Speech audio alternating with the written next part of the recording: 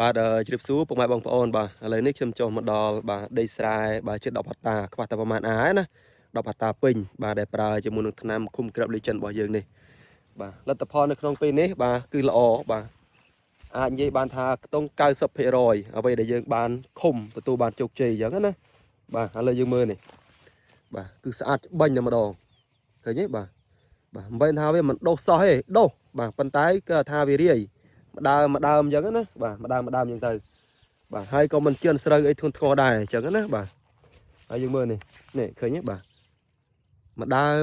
មអញ្ចឹងទេបាទខ្ញុំបញ្ជាក់ណាបាទហើយដូចស្រែមកខាងនេះវិញបើនិយាយខ្លីស្អាតសឹងតែ 95% មកខាងនេះបាទស្អាតអញ្ចឹងណាអានឹងយើងប្រើដ្រូនបាញ់ខ្ញុំបញ្ជាក់ណាបាទខាងនេះនឹកឃើញលូតម្ដើមបាទប៉ុន្តែមិនជឿនស្រូវទេបាទអញ្ចឹងនេះគឺជាលទ្ធផលល្អមែនតែនបាទដែលយើងទទួលបានមកដល់ឥឡូវណាបាទអញ្ចឹងខ្ញុំនៅតែណែនាំពុកម៉ែបងប្អូនថាបាទយើងគួរតែប្រើថ្នាំឃុំក្របស្មៅទាំងអស់គ្នាទៅបាទដើម្បីឲ្យស្រូវរបស់យើងលូតលាស់មកល្អហើយការថែទាំដាក់ជីដាក់ថ្នាំបំពន់បាទគឺយើងមិនសូវចុះលុយទេអញ្ចឹងណាតែបើសិនជាយើងបាញ់ថ្នាំស្មៅបាញ់ថ្នាំកញ្ចាត់ស្មៅគឺធ្វើឲ្យស្រូវរបស់យើងអន់ការប្រើប្រាស់ជីគ្រាប់ការប្រើប្រាស់ថ្នាំពៅថ្នាំបំពន់ផ្សេង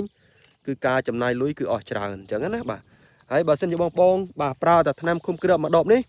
បាទគឺជាការស្រេចតែម្ដងបាទមិនភ័យទេតើតួនឹងបាទស្រូវយើងក្រហមបាទស្រូវយើងចេញទៅគឺល្អតែម្ដងអត់ភ័យរឿងស្រូវក្រហមទេអញ្ចឹងការប្រើប្រាស់ជីគ្រាប់ការប្រើប្រាស់ថ្នាំបំពន់គឺអស់តិចអត់សូវចុះលុយទេខ្ញុំបញ្ជាក់កន្លែងនេះណានេះឃើញទេគឺស្អាតច្បាញ់តែម្ដងនេះមើលស្រូវនេះស្រូវឃើញទេបាទស្រូវនេះអាចចន្លោះកន្លះខែទៀតបាទទុំហើយអញ្ចឹងណាបាទនេះបាទ